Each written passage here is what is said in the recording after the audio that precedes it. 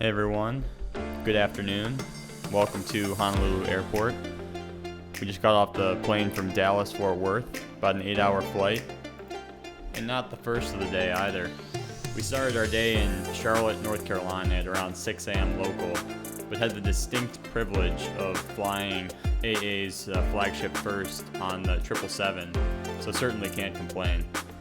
Be sure to check out my trip report on that flight. Link should be in the description below.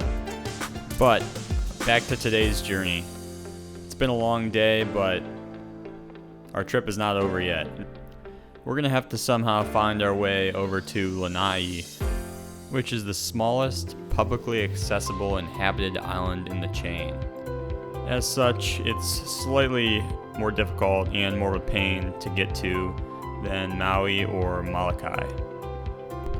Take this low-res tourist map, for example. Here is HNL Airport. Then you can clearly see Maui and Molokai, but Lanai is clearly an afterthought. But should it be an afterthought? From the undisturbed beaches to the charming Lanai city, and obviously the amazing people, I think Lanai probably warrants a visit on your next Hawaiian vacation. But anyways, back to Honolulu Airport, where another amazing experience awaits. This experience takes us to the south side of the airport, where we find all the private terminals.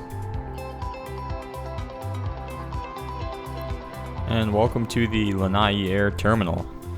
Lanai Air is one of two airlines with regular service to Lanai, the other being Makulele Air.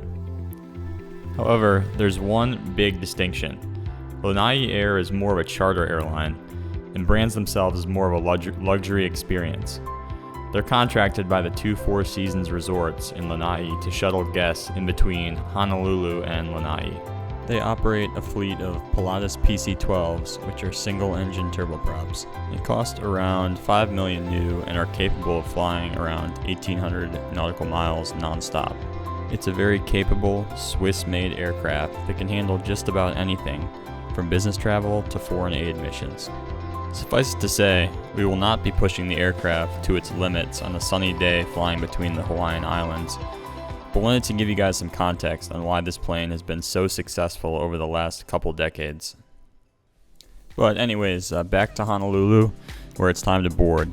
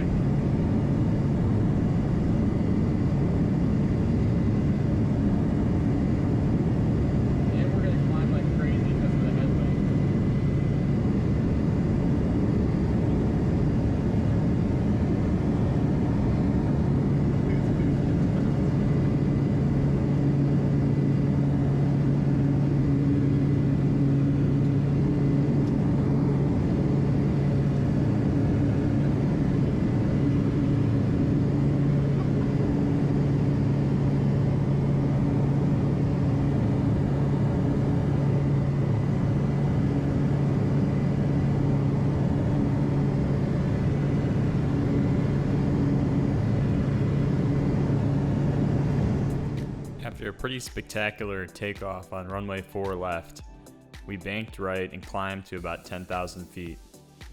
Flight time today is comically short compared to the flight from Dallas.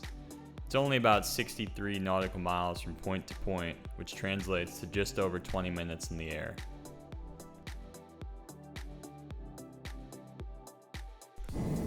Goes without saying, there aren't any flight attendants on this flight, so in-flight service was basically non-existent. However, there were snacks available on the ground ahead of time, so all of our guava juice and skinny pop needs were adequately satisfied. In-flight entertainment consisted of looking out the window and occasionally socializing with the other passengers, who didn't seem to have any interest whatsoever in the outside world. They're lost, if you ask me. Anyway, before we knew it, we were on final approach to runway 3 at Lanai Airport.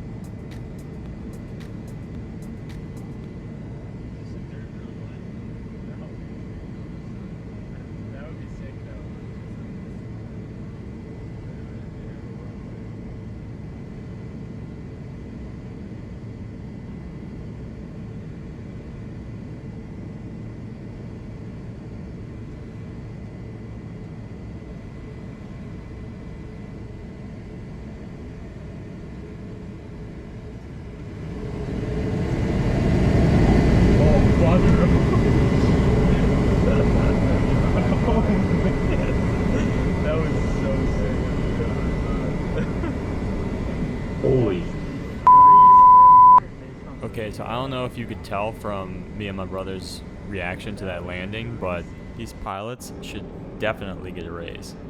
Either that, or they should be fired because the plane just landed itself beautifully. I almost wish I had been asleep just to feel what it's like to not wake up when the wheels hit the pavement. Anyways, welcome to Lanai, and thanks for coming along with me on the journey today.